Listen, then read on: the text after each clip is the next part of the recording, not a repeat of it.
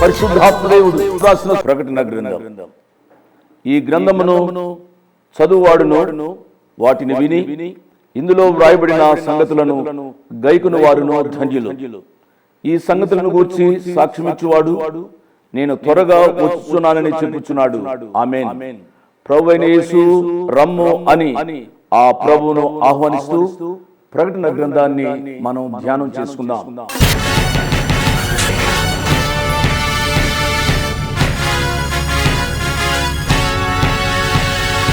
అదిగదిగో కడబూరా రోగునే త్వరలోనా, అదిగదిగో కడబూరా రోగునే త్వరలోనా, అదిగదిగో రాజు రానుండే మేఘాన, అదిగదిగో రాజు రానుండే మేఘాన, ఇక వేదన బాధకు వీడ్కోలు, ఇక వేదన బాధకు వీడ్కోలు, మరో యుగాల జగాల సంఘ వేడుకలు నేడే నీకు ఆహ్వానం. శుద్ధుడవవు యేసు రక్తాన, శుద్ధుడవవు యేసు రక్తాన, రేపటి యుగాల ప్రతి అడుగు తెలుసుకో ప్రకటన గ్రంథ ధ్యానాన, తెలుసుకో ప్రకటన గ్రంథ ధ్యానాన. క్రీస్తు యేసు పరిశుద్ధ నామాన్ని బట్టి మీ అందరికీ శుభాశీస్సులు. ఎలా ఉన్నారు? బాగున్నారా? మానవుని జీవితంలో ఉన్న ఒక విశ్వాసంలో ఉన్న ఒక గొప్ప లోపం ఏంటిదనగా మనకి సూచన కావాలి. మన జీవితాల్లో భయపడుతున్నప్పుడు దేవుడు ఉన్నారు అనే ఆదరణ మన జీవితాల్లో మనకి భౌతికంగా మనకు కనపడాలని మనం ఆలోచిస్తున్నాం. కానీ మన జీవితాల్లో విశ్వాసంలో దేవుడు మన తోడున్నారు అనేదే సూచన. భయపడవలసిన దానికి భయపడకుండా, దానికి దిగులు పడకుండా ఉండడమే అదొక గొప్ప సూచన అనే ఆత్మీయ అనుభవంలోకి మనం నడిపింపబడాలి అని అంటే ఈ రక్షణ సువార్త విని రక్షణ పొందాలి. ఇంత గొప్ప అవకాశాన్ని సద్వినియోగం చేసుకొని కోట్లాది ప్రజలు ఈ రక్షణ సువార్త వినేటట్టు వారు వెళ్ళలేకపోయినా వెళ్ళేలాంటి స్వనచల పరిచర్యను ప్రోత్సహించి బలపరిచిన మా ప్రియులు, మా ఆప్తులు మిస్టర్ మిస్సెస్ పురుషోత్తం గారు మరియు సత్యవేదమ్మ గారు, వారు వేపల మండలము సూర్యాపేట డిస్టిక్ వాస్తవ్యులు, వారు ప్రత్యేకంగా ప్రార్థిస్తాం.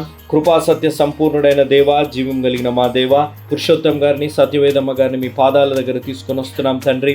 వారి పెన్షన్ పెండింగ్లో ఉంది, అది రిలీజ్ అవ్వలాగున, వారి మంచి ఆరోగ్యం కలుగులాగున, అదేవిధంగా వారి కుమార్తె సబిత గారి కుటుంబం కొరకే, మనవడు ప్రకాష్ ఉద్యోగం వివాహం కొరకే ప్రత్యేకంగా ప్రార్థించమన్నారు. ప్రభా, వారి జీవితాల్లో ఉన్న ప్రతి భయపడే పరిస్థితుల్లో భయపడకుండా మీరున్నారు అనే ధైర్యంతో వారు జీవించే ఆత్మీయ అనుభవంలోకి వారిని నడిపించి బలపరచమని మేము బ్రతిమలాడుతున్నాం తండ్రి. కుటుంబాన్ని మీరు దీవించి ఆశీర్వదించండి. మీ ద్వారా ప్రేరేపింపబడి చేసిన సహాయాన్ని బట్టి ఈరోజు ఒక్క ఆత్మైన రక్షణ పొందే అవకాశాన్ని అనుగ్రహించినందుకు ఈ కుటుంబాన్ని మీరు దీవించి ఆశీర్వదించి బలపరచమని మేము బ్రతిమలాడుతున్నాం.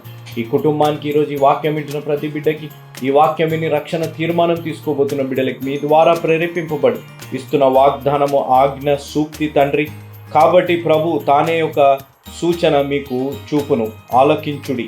యెషయా గ్రంథం 7వ అధ్యాయం 14వ వచనం. అదేవిధంగా ఆజ్ఞ, భయపడు దానికి భయపడకుడి, దాని వలన దిగులు పడకుడి. యెషయా గ్రంథం 8వ అధ్యాయం 12వ వచనం. సూక్తి, అర్థం చేసుకునే మనసుకు ప్రత్యామ్నాయం లేదు.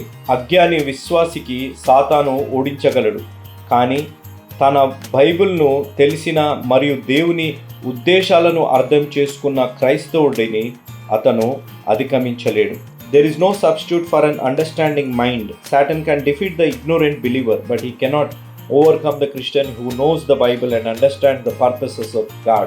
తండ్రి, ఈ సూక్తి మా జీవితాలు ఆత్మీయ మేల్కొల్పు తెచ్చి ఈ ఆజ్ఞానుసారంగా జీవించి వాగ్దానం మా జీవితాల్లో స్వతంత్రించుకునేంత ఆత్మీయ అనుభవంలో నన్ను మమ్మల్ని నడిపించి బలపరచమని ఈ కుటుంబాన్ని, పురుషోత్తం గారు, సత్యవేదమ్మ గారు, వారి కుమార్తె సబిత గారి కుటుంబం కొరకే, మనవడు ప్రకాష్ గారి కొరకే ప్రార్థిస్తూ ఈ వాక్యం వింటున్న ప్రతి బిడ్డని ఈరోజు ఈ వాక్యం విని రక్షణ తీర్మానం తీసుకోబోతున్న బిడ్డలకి మీరు ఈ వాగ్దానం నెరవేర్చమని యేసు నామమున అడిగి వేడుకుంటున్నాము తండ్రి. ఆమేన్. Praise the lord. ఎలా ఉన్నారమ్మా? ఎలా ఉన్నారు బాబు? ఆరోగ్యాలు ఎలా ఉన్నాయి? మీరు బాగా ఉండాలని నిత్యము మీ కొరకు ప్రార్థన చేస్తున్నాం. మన కుటుంబంలో ఎవరైనా ఆసుపత్రిలో ఉన్నారా? డాడీ కానీ మమ్మీ కానీ, ఇంటిలో భార్య కానీ భర్త కానీ బిడ్డలు కానీ బంధువులు కానీ ఎవరైనా ఆసుపత్రిలో ఉంటే దయచేసి మాకు వ్రాయండి. ఒక చిన్న కార్డు వ్రాస్తే చాలు, మీ కొరకు ప్రత్యేకముగా మేము ప్రార్థన చేస్తాం. ప్రభువారు తన చిత్తానుసారంగా స్వస్థపరుస్తారు. నేను చెప్పే మాట ఏమిటనగా, మీ స్వస్థత కంటే ప్రాముఖ్యమైనది మీ ఆధ్యాత్మిక స్వస్థత. శారీరక స్వస్థత కొరకు మనం ప్రాధేయపడుతూ ఉంటాం. కానీ ప్రియులారా, ఎంతగా ప్రార్థించినా ఆయా సమయాల్లో స్వస్థత చేకూర్చబడదు. కారణం ఏమిటనగా అది దేవుని చిత్తం. పౌలు గారు అన్నారు కదూ, నేను ముమ్మారు ప్రార్థన చేశాను కానీ ప్రభు నా ముళ్ళును తీసివేయలేదు. ఎందుచేత తీసివేయలేదు? పౌలు గారితో ప్రభు వారు చెప్పిన మాట ఏమిటనగా, పౌలు, నా కృప నీకు చాలును, నీ బలహీనతలో నా శక్తిని పరిపూర్ణం చేస్తాను. ప్రియులారా, మనకు కష్టాలు నష్టాలు సమస్యలు ఉత్పన్నమైనప్పుడు మీరు కంగారు పడవద్దు. ఎందుచేతనగా ఇవి మన యొక్క జీవితాల్లో మనను మెరుగుపెట్టడానికి దేవునికి ఉపయోగపడే సాధనాలు. తద్వారా దేవుని యొక్క స్వారూప్యంలోనికి నీవు కానీ నేను కానీ రావడానికి అవకాశం ఉంది.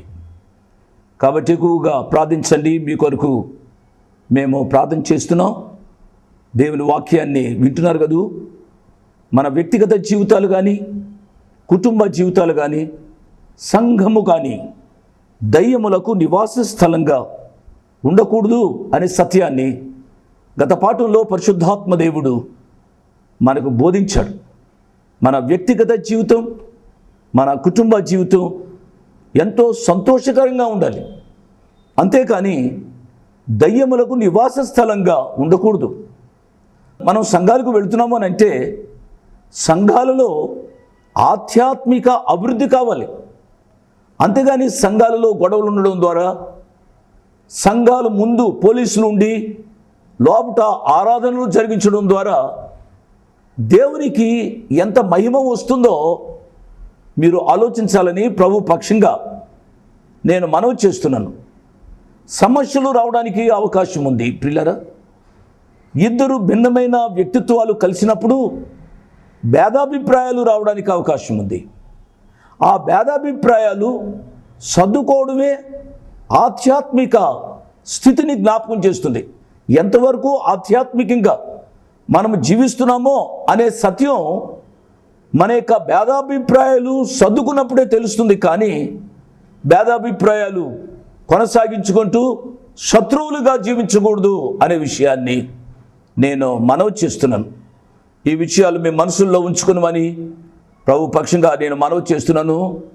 మన ఇంట్లో ఎవరైనా మరణిస్తే ప్రియ బిడ్డలు దయచేసి దుఃఖపడవద్దు. ప్రతి ఒక్కరూ మరణించాలి. మరణము అనేది ప్రతి ఒక్కరికి ఉంటుంది. కాబట్టి ఎంతో ఓపికతో ఉండమని ప్రభు పక్షంగా నేను మనవి చేస్తున్నాను. మన ప్రియులు ఎవరైనా diabetes, blood pressure, cancer, arthritis ఆయా రీతిగా బలహీనమైన రోగాలతో ఉండి ఉంటే దయచేసి మాకు రాయండి. వారి పక్షంగా మేము ప్రార్థన చేస్తాము అనే విషయాన్ని నేను జ్ఞాపకం చేస్తున్నాను. మంచిది. వాక్య ధ్యానంలోనికి వెళదాం. వాక్య ధ్యానంలోనికి వెళ్ళడానికి ముందుగా ప్రార్థన చేసుకుందాం. మమ్మల్ని మిక్కిలిగా ప్రేమించిన మా ప్రియ పరలోకపు తండ్రి, నిండు హృదయంతో మిమ్మల్ని స్తుతిస్తున్నాం, ఆరాధిస్తూ ఉన్నాం, కొనియాడుతూ ఉన్నాం. కొన్ని కుటుంబాల్లో నాయన కొన్ని మరణాలు చూస్తూ ఉన్నాం ప్రభువా. నాయన కోల్పోయిన ఆ కుటుంబాల కొరకై ప్రార్థన చేస్తున్నాం. తల్లిని కానీ తండ్రిని కానీ కుటుంబంలో నాయన తోబుట్టులను కానీ పోగొట్టుకున్న మా ప్రియుల కొరకై ప్రార్థన చేస్తున్నాం. వారి దుఃఖమును నివారించండి ప్రభువా. అనేక పర్యాయాలు మా కుటుంబాల్లో నాయన మరణాలు ఆశీర్వాదకరాలు అనే గొప్ప సత్యంలోనికి నడిపించమని అడుగుతున్నాం ప్రభువా. వారు రక్షింపబడిన వారైతే మరణము వారికి ఆశీర్వాదకరం. వారు రక్షింపబడకుండా మరణిస్తే నిత్య నరకాగ్నికి వెళతారు అనే సత్యాన్ని కుటుంబాలకు ఎరుకుపరచుమని అడుగుతున్నాం ప్రభువా. ఈ ప్రత్యేక సమయంలో హాస్పిటల్లో ఉన్న మా ప్రియుల కొరకై ప్రార్థన చేస్తున్నాం. మీ గాయపడిన హస్తం చేత వారిని ముట్టి స్వస్థపరచుమని అడుగుతున్నాం ప్రభువా. నాయన, మీ వాక్యాన్ని వినడానికి టీవీ ముందుకు వచ్చారు వారందరినీ నిండారుగా దీవించండి. హాజరైన ప్రతి బిడ్డకు నాయన మీరు దీవించమని మీ చేతులకు అప్పగిస్తూ యేసయ్య నామమున స్తుతించి ఘనపరించి వేడుకున్నాము తండ్రి, ఆమేన్. ప్రార్థనలో పాల్గొన్న మీ అందరికీ నా ప్రత్యేక వందనాలు. దేవుడు ఈ దినం తన వాక్య సమృద్ధి చేత మనందరినీ దీవించాలని హృదయపూర్వకంగా నేను కోరుకుంటున్నాను. గత పాఠంలో ప్రకటన గ్రంథం 18వ అధ్యాయము మనం ధ్యానం చేయడం ప్రారంభించాం. మహా బబులోను కూలిపోయింది అని 2 పర్యాయాలు మనం చదువుకున్నాం. ఎందుచేత 2 పర్యాయాలే ఆ మాట వ్రాయబడింది అనే విషయాన్ని కూడా నేను చెప్పాను. బబులోను వలె మన వ్యక్తిగత జీవితం ఉండకూడదు, బబులోను వలె మన కుటుంబ జీవితం ఉండకూడదు, బబులోను వలె మన యొక్క సంఘ జీవితాలు ఉండకూడదు. నా ప్రియ తమ్ముళ్ళు ఎవరైనా దైవ సేవకులు వాక్యాన్ని వింటూ ఉంటే దయచేసి మన సంఘాలు బబులోను వలె ఉండకూడదు, బబులోను వలె కూలిపోకూడదు అనే విషయాన్ని నేను జ్ఞాపకం చేస్తున్నాను. ఎందుకు కూలిపోయింది బబులోను అనే మాటను నేను చెబుతున్నాను. దయచేసి 6 కారణాలు నేను జ్ఞాపకం చేస్తాను, జాగ్రత్తగా మీరు వింటూ ఉండాలి. ఎందుచేత ఇంత సుందరమైన పట్టణం, ప్రపంచంలో 7 వింతలలో ఒక వింత ఊగులాడే ఉద్యానవనం, హ్యాంగింగ్ గార్డెన్స్ ఉన్న పట్టణం, చాలా ఉన్నతమైన పట్టణం కూలిపోయింది. ఆలోచించాలి. ఎంతో చక్కగా సంసార జీవితం సాగుతూ ఉండగా కుటుంబంలో గొడవల ద్వారా కుటుంబం కూలిపోయింది, కుటుంబం విచ్ఛిన్నమైపోయింది. భార్యాభర్తల మధ్య శాంతి సమాధానం లేదు, ఎప్పుడు చూసినా గొడవలు అని బిడ్డలు వాపోతున్నారు. కారణం ఏమిటో ఆలోచించాలి. నంబర్ 1, బబులోను కూలిపోవడానికి కారణం అది దయ్యములకు నివాస స్థలమైంది. చాలా విచారకమైన సంగతి. కనుక బబులోను అటువంటి మహాపట్టణంలో దయ్యాలు ఉండడానికి వీలు లేదు. నా ప్రియులారా, అనేక మంది బిడ్డలు మాట్లాడుతూ అంటూ ఉంటారు, మా ఇల్లు దయ్యాల కొంపగా మారింది. ఎంత విచారకరమైన సంగతి అండి. చిన్న బిడ్డల యొక్క మెదడు మీద ఎటువంటి ఉద్దేశాన్ని మనం కలిగిస్తున్నామో ఆలోచించాలి. మీరు తల్లిదండ్రులారా, పెద్దలారా, దయచేసి నా 2 చేతులు జోడించి మనవి చేస్తున్నాను. మన యొక్క ఇల్లు దేవునికి యోగ్యమైన ఇల్లుగా ఉండాలి. మన ఇల్లు ప్రార్థనా ఇల్లుగా ఉండాలి. మన ఇల్లు స్తుతి ఇల్లుగా ఉండాలి. మన ఇంటిలో ఆశీర్వాదము పొంగాలి. మన ఇంటిలో ఇతరులకు ఆతిథ్యం ఇచ్చే ఇల్లుగా ఉండాలి అని మనవి చేస్తున్నాడు. అంతేకాని మన గృహాలు లేక మన ఇల్లు దయ్యాలు కొంపలుగా ఉండకూడదు అనే విషయాన్ని మరొకసారి పరిశుద్ధాత్మ దేవుడు జ్ఞాపకం చేస్తూ ఉన్నాడు. 1. 2వది, ప్రతి అపవిత్రాత్మకు ఉనికి పట్టు అయింది అనే విషయాన్ని జ్ఞాపకం చేస్తున్నా. ఎంత విచారకరమైన సంగతి అండి. బబులోను దేశంలో కనుక దయ్యాలు తిరిగినట్లుగా దేవుని యొక్క వాక్యంలో చూస్తాం. ఎన్ని దయ్యాలు మీకు తెలుసా? 20 కోట్ల దయ్యాలు. ప్రకటన గ్రంథం 9వ అధ్యాయం 13వ వచనం నుండి 16వ వచనం వరకు దయచేసి మీరు చదవండి. గత పాఠంలో నేను చదివాను. ఎన్ని కోట్లు దయ్యాలు ఉన్నాయనగా 20 కోట్ల దయ్యాలు ఆ ప్రాంతంలో ఉన్నట్లుగా మనం చూస్తాం. బబులోను ప్రాంతంలో పిల్లరా, అంత మాత్రమే కాకుండా 5వ బోర ఊదినప్పుడు పాతాళంలోంచి అనేక మంది మిడతల వలె లేచినట్లుగా మనం చూస్తాం. కాబట్టి ఆ బబులోను ప్రాంతం అపవిత్రాత్మకు ఉనికి పట్టు అయినట్లుగా గ్రహించాలని మనవి చేస్తున్నాను. 3వది మనం చూసినట్లయితే అది అపవిత్రమును అసహ్యమునైన ప్రతి పక్షికి ఉనికి పట్టు ఆయనో. ప్రతి పక్షికి అనే మాట మనం చూసినప్పుడు పక్షులు దేవుని యొక్క వాక్యాన్ని మృంగివేసేవిగా ఉన్నట్లుగా చూస్తాం. మత్తయి సువార్త 13వ అధ్యాయం 4వ వచనంలో మనం చూసినట్లయితే అది మనకు అర్థమవుతుంది. అనగా దేవుని వాక్యాన్ని దేవుని వాక్యంగా బోధించక అనేకములైన తప్పుడు సిద్ధాంతాలు ఈ దినాల్లో పక్షుల వలె వస్తూ ఉన్నట్లుగా గ్రహించాలని ప్రభు పక్షంగా నేను మనవి చేస్తున్నాను. ఎవరికి అర్థమైన రీతిగా వారు దేవుని వాక్యాన్ని వక్రీకరిస్తున్నారు. నా ప్రియులారా, నేను చేసే బోధే పెద్ద బోధని నేను చెప్పడం లేదు. దయచేసి మీకు నేను మనవి చేసేది ఏమిటి అనగా, దేవుని వాక్యము చేత మీరు పరీక్షించాలి అని నేను మనవి చేస్తాను. గొప్ప భక్తులైన పౌలు గారు, శీల గారు వారు దేవుని వాక్యాన్ని చెప్పినప్పుడు ఇది దేవుని వాక్యానికి సరిగా ఉందో లేదో అని బెరియ సంఘస్థులు వారు విమర్శించినట్లుగా, బెరియ సంఘస్థులు వారు పరీక్షించినట్లుగా దేవుని యొక్క వాక్యంలో చూస్తూ ఉన్నాం. కనుక ఎవరు చెప్పేది మనకు మంచిగా ఉంటే దానిని వెంబడించాలి అనేది కాదు. మనుషుని యొక్క స్థాయిని బట్టి కాదు, మనుషుని యొక్క విద్యను బట్టి కాదు, మనుషునికున్న వరాలను బట్టి కాదు. నేను మనవి చేస్తున్నా, ఎవరు బోధ చేసినా దేవుని వాక్యానికి సరిగా ఉందో లేదని బెరియ విశ్వాసుల వలె పరీక్షించవలని ప్రభు పక్షంగా నేను మనవి చేస్తున్నాను. అంత మాత్రమే కాదండి, మత్తయి సువార్త 13వ అధ్యాయము 31, 32 వచనాలు చదివినట్లయితే ఈ రీతిగా ఉంది. మీ కొరకు నేను చదువుతానండి. మత్తయి సువార్త 13వ అధ్యాయము 31, 32 వచనాలు. యేసు ప్రభు వారు ఒక ఉపమానం చెబుతున్నారు. పరలోక రాజ్యము ఒకడు తీసుకొని తన పొలములో విత్తిన ఆవగింజను పోలినది. అది విత్తనములన్నిటిలో చిన్నదే గాని పెరిగినప్పుడు కూర మొక్కలన్నిటిలో పెద్దదై ఆకాశ పక్షులు వచ్చి దాని కొమ్మలయందు నివసించినంత చెట్టుగును. ఆకాశ పక్షులు ఆ యొక్క చెట్టు మీద ఉన్నాయి కాబట్టి ఆ చెట్టు పెరిగింది అండి, సంఘం పెరుగుతూ ఉంది, ఎంతో మంది వస్తూ ఉన్నారు. ప్రియులారా, దేవుని నామానికి స్తోత్రం. సంఘము పెరుగుతూ ఉండడం దేవుని యొక్క కృప. కానీ ఆ సంఘంలో తప్పుడు వ్యక్తులు, పక్షులు లాంటి వ్యక్తులు ప్రవేశిస్తూ ఉన్నట్లుగా మనం చూస్తాం. తద్వారా సంఘంలో భేదాభిప్రాయాలు, సంఘములో కలహాలు, సంఘములో కక్షలు, ఏ సంఘంలో ప్రేమ ఉత్పన్నం కావాలో ఆ సంఘంలో ఇటువంటి పరిస్థితుల ద్వారా పక్షులు లాంటి, చెడ్డ పక్షులు లాంటి వ్యక్తుల ద్వారా ఈనాడు సంఘాలు చిన్నాభిన్నం అవుతూ ఉన్నట్టుగా మనం చూస్తాం.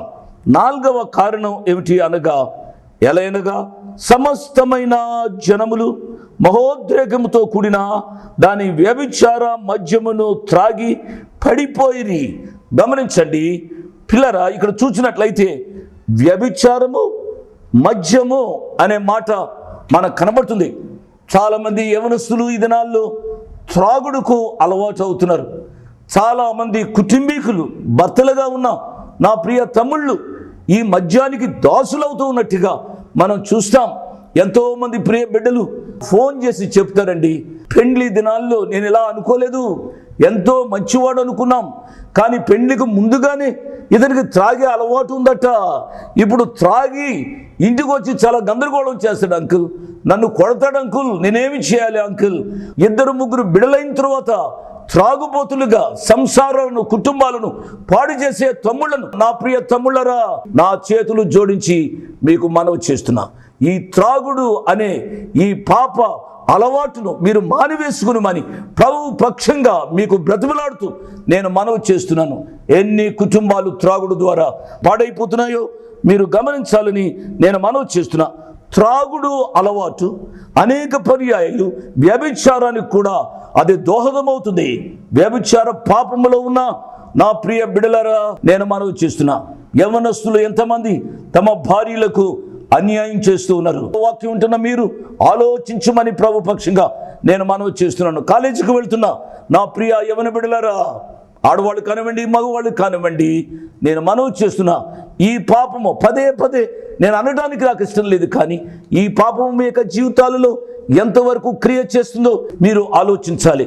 ఒకవేళ శారీరకంగా అది కనబడకపోయినా మీ తలంపుల ద్వారా మీరు ఈ యొక్క పాపము చేస్తున్నారని పరిశుద్ధాత్మ దేవుడు మీకు గుర్తు చేస్తూ ఉంటే ఉన్న పాటున ఈ పాపం యొక్క అలవాటు కొరకై, ప్రభువా నాకు ఈ పాపపు అలవాటు నుంచి, తలంపుల నుంచి నన్ను తప్పించుమని మీరు ప్రార్థించాలని ప్రభు పక్షంగా నేను మనవి చేస్తున్నాను. ఇది ఆధ్యాత్మిక వ్యభిచారము అనే సత్యాన్ని మీరు గ్రహించాలి.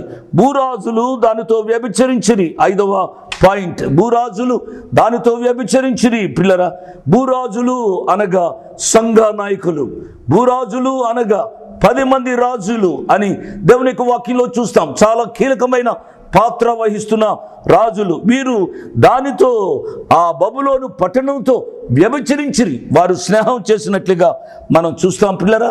దీన్నే ఆధ్యాత్మిక వ్యభిచారము అని అంటాం. ఏమిటి అనగా అది ఆధ్యాత్మికంగా కనబడుతుంది, కానీ అది ఒక పాపమని మీరు గ్రహించాలి.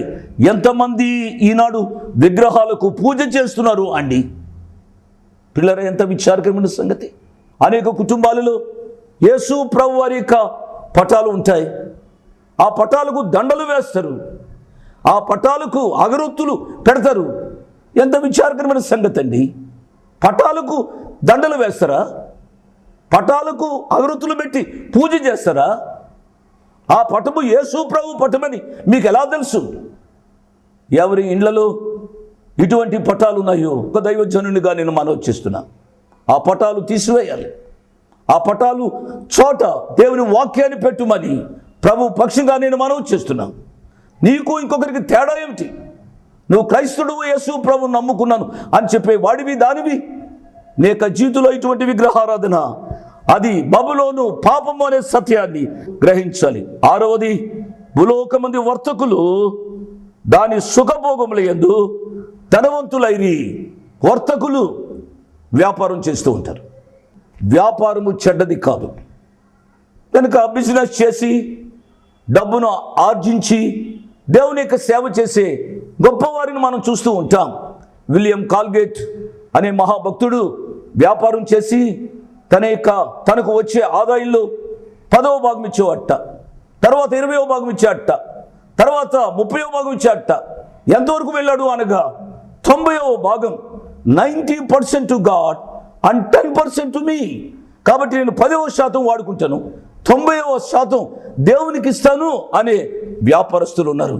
వ్యాపారం చెడ్డది కాదు, వర్తకులు చెడ్డవారు. వ్యాపారం చేస్తున్న వర్తకులు చెడ్డవారు అనే విషయాన్ని నేను జ్ఞాపకం చేస్తున్నా. వ్యాపారం చేసేవారు ఎవరైనా ఈ దేవుని వాక్యాన్ని వింటే వ్యాపారం చెడ్డది కాదు, వ్యాపారం వలన వచ్చే లాభాన్ని మీరు సుఖభోగములకు మీరు వాడకూడదు అనే విషయాన్ని నేను జ్ఞాపకం చేస్తున్నాను.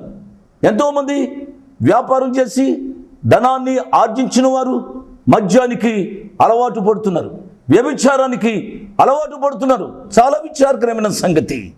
మా తండ్రి త్రాగి వస్తాడు, ఎప్పుడో అర్ధరాత్రి వస్తాడు, త్రాగి వస్తాడు, మమ్మీని లేపి కొడతాడు. ఎంత విచారకరమైన సంగతి. త్రాగుడు అలవాటున నా ప్రియ తమ్ముళ్ళరా జాగ్రత్త, మీ యొక్క కుటుంబాన్ని జాగ్రత్తగా చూసుకున్న వాళ్ళని ప్రభు పేరిట నేను మనవి చేస్తున్నా. నీ భార్యను కొట్టొచ్చు, నీ భార్యను తిట్టొచ్చు. నేను మనవి చేసేది ఏమిటనగా అది ఎంత తప్పుడు అభిప్రాయాన్ని ఆ చిరు బిడ్డలకు కలుగు చేస్తుందో నీవు ఆలోచించాలి. కొంతమంది బిడ్డలు మాట్లాడుతూ పెళ్లి చేసుకోవడం ఎందుకు అంకుల్, పెళ్లి చేసుకున్నారు మా అమ్మ మా నాయన, కానీ ఎన్నడూ కూడా వారు సుఖంగా జీవించలేదు. ఎప్పుడు చూసినా కొట్లాటలే, త్రాగుడు అలవాటైన మా తండ్రి వచ్చి కుటుంబాన్ని పాడు చేస్తాడు. నా ప్రియ తమ్ముళ్ళకి ఎవరికైనా ఇచ్చాడు అలవాటు ఉంటే దాని నుంచి దూరం కావాలని ప్రభు పక్షంగా నేను మనవి చేస్తున్నాను. వారు సుఖభోగములకు వారు అలవాటై వారు ధనవంతులై ఇష్టానుసారంగా పెరుగుతున్నారు. నేను మనవి చేస్తున్నాను, ఒక మాట, ధనమెచ్చిన మదమెచ్చును, మదమెచ్చిన మానక దుర్గుణంబుల్ హెచ్చున్ అనేక చిన్న సూక్తి ఉంది. కాబట్టి నీకు ధనం ఎచ్చితే ప్రభువుకు స్తోత్రాలు చెల్లించు. నీకు ధనం ఉంటే ఆ ధనాన్ని ప్రభు యొక్క సేవకు ఉపయోగించు అనే విషయాన్ని నేను జ్ఞాపకం చేస్తున్నాను. ఇంతటితో ఈ మహాబబులోను ఎందుకు కూలిపోయిందో అనే విషయాన్ని 6 విషయాలు జ్ఞాపకం చేశాను. 4వ వచనం, మరియు ఇంకొక స్వరము పరలోకములో నుండి ఇలాగు చెప్పుట వింటినే. ఇంకొక స్వరము అనే మాట క్రింది మాటలు చదివినట్లయితే ఆ స్వరము ఎవరిదో మనకు అర్థమవుతుంది. ఆ స్వరంలో వచ్చిన మాటలు నేను చదువుతున్నాను. నా ప్రజలారా, మీరు దాని పాపములో పాలివారు కాకున్నట్లు, దాని తెగుళ్లలో ఏది మీకు ప్రాప్తించుకున్నట్లును దానిని విడిచి రండి. విన్నారు కదూ? కనుక ఈ మాటలు మనం చదువుతున్నప్పుడు ఈ స్వరము యేసయ్య స్వరం, యేసయ్య స్వరం వినబడుతుంది. యేసయ్య స్వరం ఏమంటుందనగా నా ప్రజలారా అని పిలుస్తూ ఉన్నట్లుగా మనం చూస్తాం. ఈ మాటను చదువుతున్నప్పుడు ప్రయాసపడి భారం మోసుకుంటున్న సమస్త జనులారా నా యొద్దకు రండి అన్న రీతిగా నా ప్రజలారా, మీరు దాని పాపములో, దాని అనగా బబులోను పాపములలో పాలువారు కావద్దు అని దేవుని యొక్క వాక్యము సెలవిస్తూ ఉన్నట్లుగా మనం చూస్తాం. కాబట్టి దానిని, ఆ బబులోని యొక్క పాపమును విడిచిరండి అని పిలుస్తూ ఉన్నాడు ఈ స్వరం. పిల్లరా, ఇదే స్వరం మనం చూసినట్లయితే అబ్రహామును పిలిచిన స్వరం. అబ్రహమా, నీవు లేచి నీ దేశము నుండి, నీ బంధువుల యొద్ద నుండి, తల్లిదండ్రుల నుండి విడిచి నా యొద్దకు రమ్ము, నా మాట వినుము అని దేవుడు అబ్రహామును పిలిచినాడు. అదే రీతిగా సొదొమ గొమొర్రా నుంచి లోతును బయటికి రమ్మని పిలిచాడు. అదే రీతిగా ప్రియులారా, మోషేను పిలిచాడు. మోషే విన్న స్వరాన్ని చూసినట్లయితే సంఖ్యాకాండము 16వ అధ్యాయంలో మనం చూస్తూ ఉన్నాం. 23వ వచనాన్ని మనం చూసినట్లయితే ఈ రీతిగా ఉంది. అప్పుడు యెహోవా మోషేకు ఇలాగూ సెలవిచ్చెను, కోరహు, దాతాను, అబీరాముల యొక్క నివాసంలో చుట్టుపట్ల నుండి తొలగిపోవుడని జనసమూహంతో చెప్పారు. అప్పుడు మోషే లేచి దాతాను, అబీరాముల యొద్దకు వెళ్ళగా ఇశ్రాయేలీల పెద్దలు అతని వెంట వెళ్ళిరి. అతడు, ఈ దుష్టుల గుడారం యొద్ద నుండి తొలగిపోవుడి, మీరు వారి పాపములన్నిటిలో పాలువారి నశింపగయున్నట్లు వారికి కలిగినది ఏదియు ముట్టకుడి అని ఆ సమాజంతో బయటికి రండి, అటువంటి దుష్టులతో మీరు చేరకూడదు. ఆ స్వరము నీకు వినబడుతుంది కదూ, ఆ ప్రేమ కలిగిన స్వరం నీకు వినబడుతుంది కదూ. ఆ స్వరాన్ని వినాలని ప్రభు పక్షంగా నేను మనవి చేస్తున్నా. ప్రభు వారు ఏమన్నారో తెలుసా? నా గొర్రెలు నా స్వరం వినును. యోహాను సువార్త 10వ అధ్యాయము 27వ వచనాన్ని చూసినట్లయితే నా గొర్రెలు నా స్వరం వినును. ఇర్మియా గ్రంథంలో ఒక మాట నేను చెబుతూ ఉంటానండి. దేశమా దేశమా దేశమా, యెహోవా మాట వినుము, నా మాట వినకపోడు నీకు బాల్యం నుంచి వాడుకగా వస్తుంది. దేశమా దేశమా దేశమా, యెహోవా మాట వినుము. యెహోవా మాటలోని శ్రేష్టత నీవు గ్రహించాలని ప్రభు పక్షంగా నేను మనవి చేస్తున్నా. ఇంతవరకు దేవుని యొక్క స్వరం నీకు వినబడింది. దేవుని యొక్క స్వరాన్ని వినే కృప పరిశుద్ధాత్మ దేవుడు వాక్యం విన్న ప్రతి ఒక్కరికి అనుగ్రహించును గాక. ఆమేన్. Praise the lord. మీ ముందుకు రావడానికి ఒక ప్రాముఖ్యమైన కారణం, మేము ఈ టీవీ పరిచర్యని ఎందుకు ప్రారంభించాం, ప్రాముఖ్యంగా తండ్రి అయిన నాన్నగారు, కీర్తిశేషులైన నాన్నగారు జోష్ అన్నగారు ఎందుకు ప్రారంభించారు అనేది వారి మాటల్లోనే విందాం. ఈ కార్యక్రమాన్ని నిర్వహించడానికి నేను ఎంతో ధైర్యం చేశాను అనే విషయాన్ని జ్ఞాపకం చేస్తున్నాను. డబ్బుండి కార్యక్రమాన్ని ప్రారంభించలేదు. నన్ను రక్షించి ఇంతవరకు పిలిచిన ప్రభు ఉన్నారు అని, తదుపరి విశ్వాసులైన మీరు ఉన్నారు అనే ధైర్యంతో ఈ కార్యక్రమాన్ని కొనసాగిస్తున్నాం. విన్నారు కదా, నాన్నగారు ఏ ధైర్యమైతే వారు చేసి టీవీ కార్యక్రమాలని ప్రారంభించారు. మన రక్షకుడైన యేసు ఉన్నారని, విశ్వాసులైన మీరు ఉన్నారనే ధైర్యంతోనే ఈ టీవీ కార్యక్రమాలని మేము కొనసాగిస్తున్నాం గత సంవత్సరాలుగా. ఇక ముందు కూడా మేము కొనసాగించాలి అని అంటే మీలో విశ్వాసులైన మీరు, ప్రేరేపింపబడ్డ వారు మీరు, వచనం వెంబడి వచ్చిన ధ్యానాలు జోషన్న గారివి, పాయింట్ వైజ్ ధ్యానాలు జాన్ స్పర్జన్ గారివి, హీరోస్ ఆఫ్ ది బైబిల్ అనే సిరీస్ ధ్యానాలు భక్త్ సింగ్ నావి కొనసాగేటట్టు మీరు ప్రేరేపింపబడితే, మీరు సహాయం చేసి మీరు నేరుగా నాతోని మాట్లాడవచ్చు. నాతో మాట్లాడి మాకు సహాయం చేయాలనేది నా మనవి. కాబట్టి మీరందరూ ఏ భారమైతే, సేవా భారమైతే నాన్నగారు గత 40 సంవత్సరాలుగా ముందుకు కొనసాగించారు, ఇప్పుడు యవనస్తులమైన మా అన్నగారు జాన్ స్పర్జన్ గారు మాపై ఉంది. కాబట్టి మీరు కూడా ఏ విధంగా నాన్నగారిని అయితే ప్రోత్సహించారు, నాన్నగారిని ఆదరించారు, మమ్మల్ని కూడా ఆ విధంగానే ప్రోత్సహించి ఆదరిస్తారని నమ్ముచు సెలవు తీసుకుంటున్నాను. దేవుడు మిమ్మల్ని దీవించి ఆశీర్వదించునుగాక. ఆమేన్.